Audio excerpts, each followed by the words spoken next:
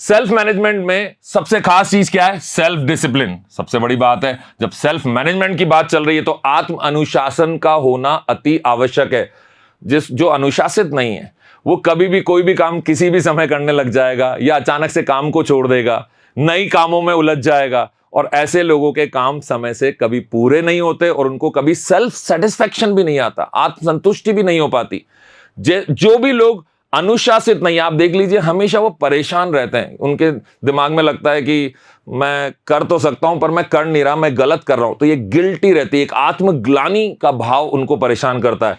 तो टालम टोल करने से बचिए। जो भी काम आप करना चाहते हैं उनको, जब वो काम आया आपके पास, जो उसका समय है उस समय पे उसको करिए। आप सोचते हैं कई बार, नहीं अभी उचित समय नहीं है, मैं तब करूंगा, अभी मेरा मूड नहीं है, अभी मेरी एनर्जी नहीं है, अभी मेरी इच्छा नहीं है, अभी मेरे पास समय नहीं है। अरे भाई, काम करने का मौका अभी है। अगर आपने अभी बहाने बना लिए तो हो सकता है जब आपके पास एनर्जी हो, समय हो, मूड हो, उस समय उस काम की कोई वैल्यू ही ना बचे। और ऐसा मेरे जीवन में एक दो बार हुआ। उसके बाद मैंने अपने अंदर ऐसा सुधार किया कि जब काम आता है मैं तुरंत उस काम को करने पे लग जाता हूं, उसकी रूपरेखा तैयार करता हूं और वो जो मैट्रिक्स आइजनहोवर की मैंने बताई थी उसके अनुसार छांटता हूं कौन सा काम मुझे पहले करना है, कौन सा बाद में करना है, कौन सा दूसरे लोगों से करवाना है और कौन सा करना ही नहीं है। आप भी कोशिश करिए कि आप समय पर अपने काम निपटाएं, ना कि उन्हें टालें। सेल्फ मैनेजमेंट में आपको हमेशा ध्यान रखना है, जब आप काम करने की बात आ रही है, आप अपनी बाउंड्री सेट करें, मतलब सीमाओं का निर्धारण करना अति आवश्यक है। अपनी सीमाएं निर्धारित करें। जैसे एक उदाहरण देता हूं, मेरे एक मित्र जो हैं वो मुझसे मिलने के लिए मेरे ऑफिस में कभी कभी आ जाते थे। फिर एक समय ऐसा आया जब वो तकरीबन रोज मेरे पास आने लगे। एक दिन, दो दिन, क्योंकि अच्छे मित्र है, बातें हुई, लेकिन उनके रोज आने से मेरे काम में परेशानी आने लगी, क्योंकि मेरा काम का जो समय था उस समय पे मुझे उनको समय देना पड़ता था। अगर उस समय पे काम करूंगा तो उन्हें बुरा लग सकता है। तो फिर मुझे उन्हें बताना पड़ा। एक समय थोड़ा सा लगा, हिचकिचाहट हुई। हम किसी को ऐसा कुछ कहना चाहते हैं तो हम हिचकिचाते हैं। जब आपका कोई अपना हो तो उसको कहने से मत चूकिए, क्योंकि वो आपका अपना है, वो समझेगा। और अगर कोई आपका अपना नहीं है, हितैषी नहीं है, तो उसे कहने से तो बिल्कुल मत चूकिए, क्योंकि वो तो आपका अपना है ही नहीं। फिर कहने का किस बात का डर? बोल दीजिए कि ये समय मैं आपको नहीं दे सकता हूं, रोज नहीं दे सकता हूं, हम अगले सप्ताह मिलेंगे, क्योंकि मेरा ये काम करने का समय है। तो आप अपने और दूसरे लोगों के लिए जो समय है उनकी सीमाएं भी निर्धारित करें, और कितना आप किसी के लिए समय निकाल सकते हैं। कोई काम करने की आपकी इच्छा नहीं है, फिर भी आपको अपने मित्र की वजह से करना पड़ रहा है, तो आप उसको समझाइए कि मैं ये काम नहीं करना चाहता हूं। तो अपनी खुद की बाउंड्रीज आपको बनाना आना चाहिए। सेल्फ मैनेजमेंट में एक चीज होती है, इसको बोलते हैं रिफ्लेक्ट एंड एडजस्ट। रिफ्लेक्ट का मतलब है आप विचार करें और समायोजित करें। आप जो भी काम करना चाहते हैं, आप काम कर रहे हैं, लेकिन आपने वो काम किया कितना और कितना सही हुआ, और आप जैसा करना चाहते थे वैसा ही हो रहा है कि नहीं हो रहा, इसको आपको समय समय पर चेक करना पड़ेगा। तो अपनी प्रगति की समीक्षा करिए, नियमित रूप से आकलन करें कि क्या काम कर रहे हैं और क्या काम नहीं कर रहे हैं, और जो काम कर रहे हैं वो सही डायरेक्शन में, सही दिशा में हो भी पा रहा है कि नहीं हो पा रहा है। कई बार हम काम करना चालू कर देते हैं और फिर बीच में छोड़ देते हैं। क्यों छोड़ देते हैं? क्योंकि हमने आकलन नहीं किया। पिछले कुछ समय में मैंने जो काम चालू किया था, मैंने सोचा था कि मैं 15 दिन में खत्म करूंगा। इन 5 दिनों में मैं इसको कितना कर पाया, मुझे और क्या सुधार करना चाहिए, मुझे किसकी मदद लगेगी, ये सारी चीजें आप तभी समायोजित कर पाएंगे जब आप समय समय पर अपने काम का नियमित रूप से आकलन करेंगे, उसका इवैल्यूएशन करेंगे। सेल्फ मैनेजमेंट में आपको फ्लेक्सिबल रहना चाहिए, मतलब लचीले बनिए। ये दो बातें हैं यहां पे, कहीं कहीं लचीला होना जरूरी है और कहीं कहीं पे रेजिलियंस दिखानी जरूरी है, मतलब आपको थोड़ा दृढ़ निश्चय भी होना पड़ेगा। दोनों बातों का एक संतुलन बनाना पड़ेगा। पहले समझते हैं लचीला होने से क्या मतलब है। जो भी योजनाएं आप बना रहे हैं, जो भी आपकी प्लानिंग है, जो भी रणनीतियां आप बना रहे हैं, जो आपकी स्ट्रेटेजी है, किस तरीके से मैं काम करूंगा, मुझे किससे जाके मिलना होगा, मुझे उसको क्या बोलना होगा, मुझे कैसा पेपर तैयार करना पड़ेगा, एक प्रोजेक्ट रिपोर्ट बनानी पड़ेगी, मुझे खुद को कैसा दिखना है, मुझे कब ये काम करना है, ये सारी रणनीति जब आप बनाएं तो इन सबको आवश्यकता अनुसार समायोजित करने के लिए तैयार रहिए। मतलब फ्लेक्सिबल होइए, क्योंकि उसमें जब आप काम करेंगे लचीलापन होना चाहिए। जब आप कोई चीज समायोजित करेंगे तो जितना आप सोचते हैं बिल्कुल वैसा नहीं होगा, क्योंकि कई चीजें दूसरे लोगों पर निर्भर करती हैं। ऐसी स्थिति में आपको पता होना चाहिए कि आज जो काम 1 बजे तक हो जाना चाहिए था, मुझे पहले ही ध्यान रखना है कि ये उस व्यक्ति की वजह से थोड़ा लेट हो सकता है, तो मैं उस 1 बजे वाले समय को कैसे एडजस्ट करूंगा। आप समझ रहे हैं? आपने 1 बजे किसी और के साथ समय तय किया, उस समय पे दोनों को मिलकर साथ काम करना था। कोशिश करिए सही समय पे काम पूरा हो। लेकिन अगर नहीं हो पा रहा है तो उस केस में आपको बैठ नहीं जाना है, आपको समय नहीं खराब करना है। आपके स्केड्यूल में जो आपने पूरा प्रबंधन किया है उसमें थोड़ा सा लचीलापन भी होना चाहिए। थोड़ा, हर बात में लचीलापन ले आएंगे तो काम कभी पूरे ही नहीं होंगे। तो लचीलापन लेके आइए, थोड़े से फ्लेक्सिबल होइए, ताकि एडजस्टमेंट जहां पे आपको करना हो, थोड़ा सा भी ऐसी चीजें आ जाएं जो आपके बस में नहीं थी, तो उन चीजों के अनुसार आप अपनी पूरी प्रक्रिया में या अपने टाइम टेबल में उचित बदलाव ला सकें। इसी को कहते हैं लचीलापन। लर्न कॉन्टिन्यूसली, ये तो सबसे विशेष चीज है किसी भी काम को करने के लिए, जीवन में आगे बढ़ने के लिए, प्रोग्रेस के लिए, ग्रोथ के लिए, डेवलपमेंट के लिए। क्या?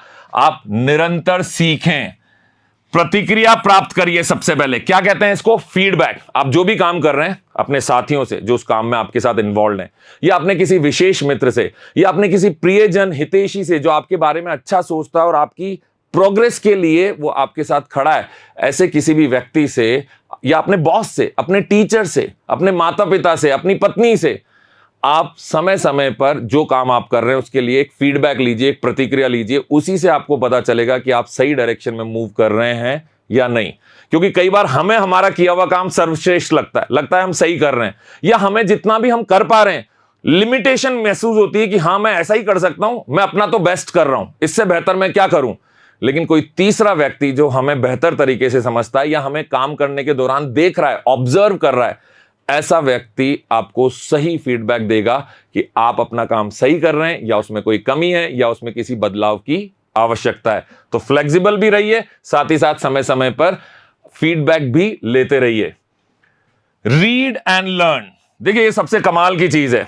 मैं आज भी, और मुझे लगता है कि दुनिया में हर व्यक्ति जो भी आगे बढ़ने की इच्छा रखता है, जो भी अपने अंदर बदलाव लाने की इच्छा रखता है, जो जीवन में बेहतर करना चाहता है, ऐसा व्यक्ति हमेशा कुछ ना कुछ सीखता रहता है। और मैं क्या करता हूं, मैं आज भी कई सारी किताबें पढ़ता हूं, अलग अलग कोर्सेज ज्वाइन करता हूं, मैं खुद के कोर्सेज भी चलाता हूं। लेकिन जब कभी कोई ऐसा कोर्स मुझे मिलता है जिसका मुझे इंतजार था, या जो मेरे जीवन में बेहतरी की तरफ मुझे ले जा सकता है, कुछ नई चीज मुझे सिखा सकता है, मैं ऐसे कोर्सेज अटेंड करता हूं, उनको ऑनलाइन ले लेता हूं, परचेस कर लेता हूं। छोटा मोटा पैसा लगता है, लेकिन जब हम हमारे कपड़ों पे खर्च करते हैं, जब हमारे खाने पीने पे खर्च करते हैं, जब हम कहीं घूमने जाते हैं तो उस पर खर्चा होता है, शादी ब्याह में, हमारे घर में कोई फेस्टिवल होता है, कोई उत्सव होता है, वहां पैसा खर्च करते हैं, तो खुद की तरक्की के लिए, खुद की बेहतरी के लिए, खुद के अच्छे प्रबंधन के लिए आपको कोई ना कोई कोर्स खरीदना चाहिए। उस पर भी थोड़ा पैसा आपको बचाना चाहिए कि मैं इसके अपनी बेहतरी के लिए, अपने आप को और बेहतर इंसान बनाने के लिए पैसा खर्च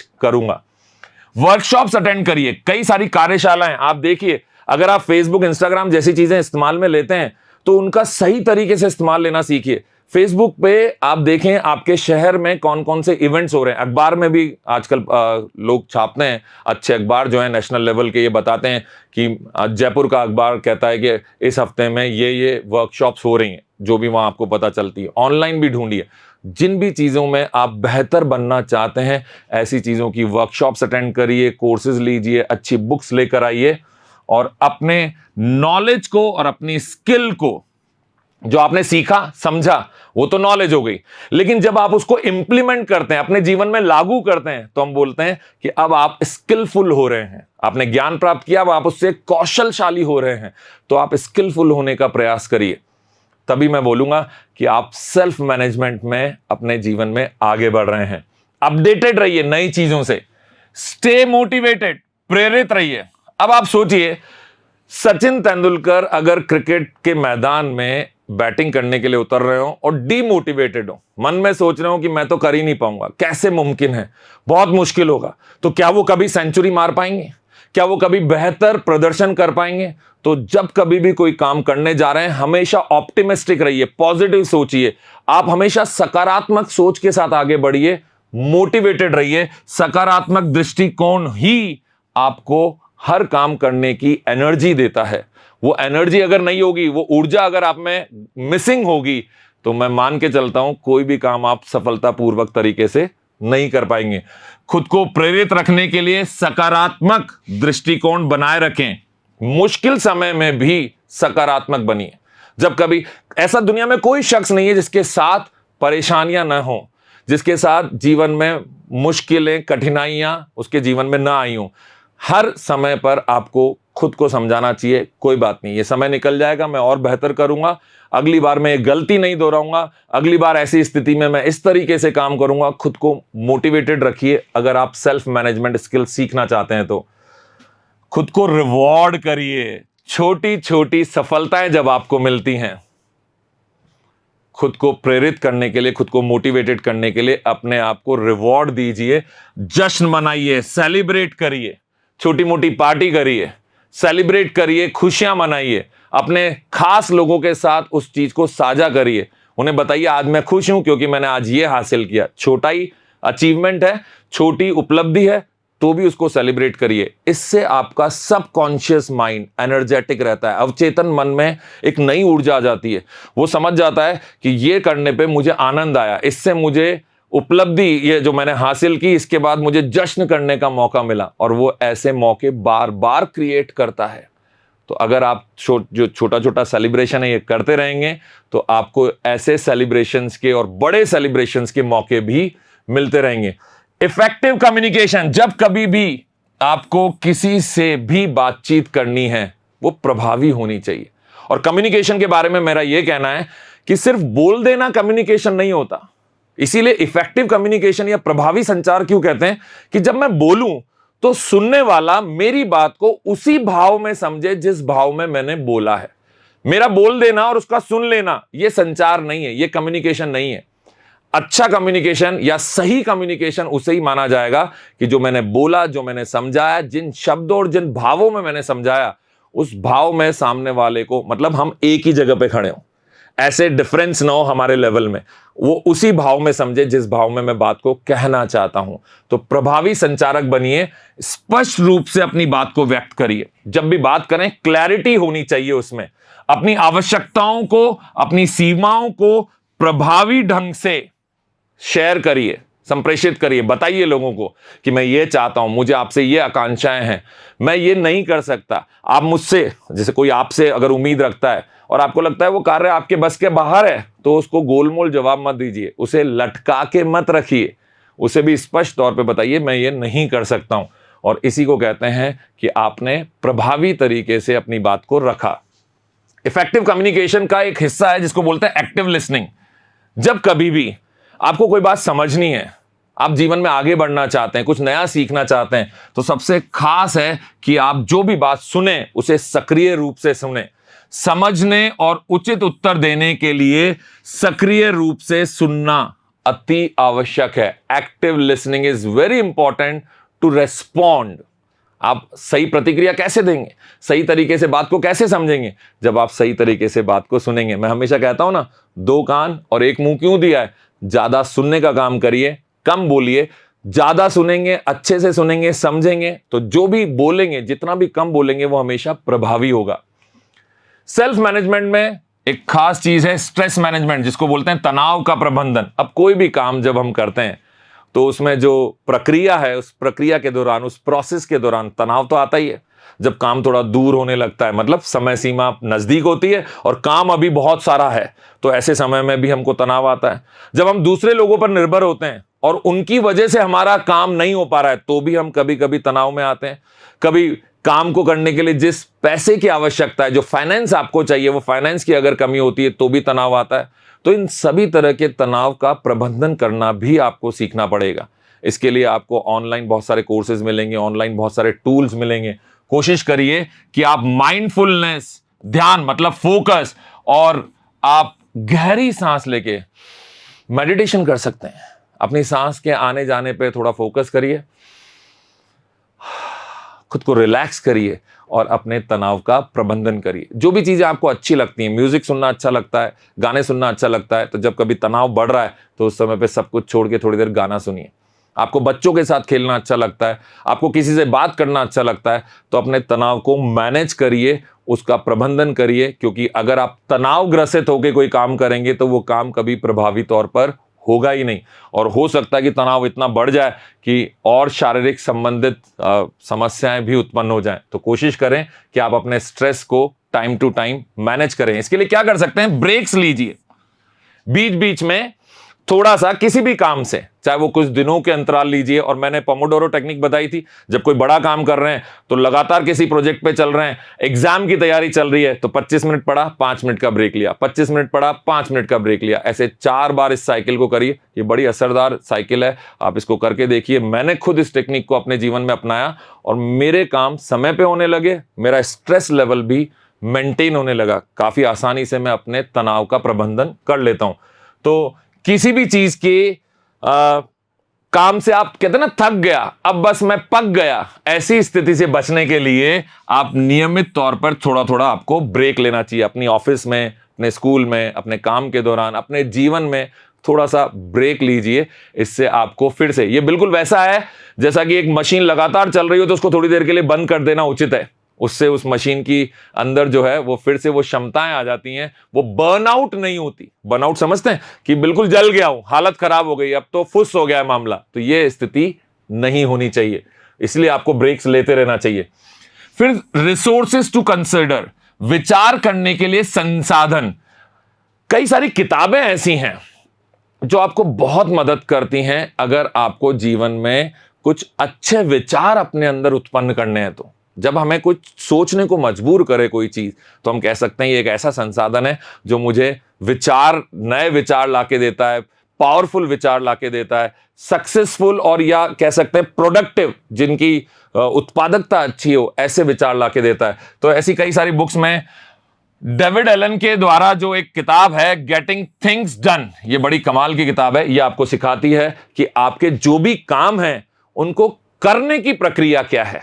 हम काम तो बहुत सारे सोचते हैं, हम सबके साथ होता है। आपको बचपन की वो बात याद है जब हम हर साल ना एग्जाम आने से पहले हमेशा भगवान से शायद ऐसी प्रार्थना करते थे कि इस बार मेरे अच्छे मार्क्स आ जाएं, अगले साल से मैं बिल्कुल टाइम टेबल से चलूंगा, एक ऐसा टाइम टेबल बनाऊंगा जिसके अनुसार मैं पूरे साल पढ़ूंगा, कब मुझे पढ़ना है, कब मुझे खेलना है, कब मुझे सोना है, कब दोस्तों का समय है, कब एक्सरसाइज का समय है। सारी चीजें हम एक टाइम टेबल में लिखते थे।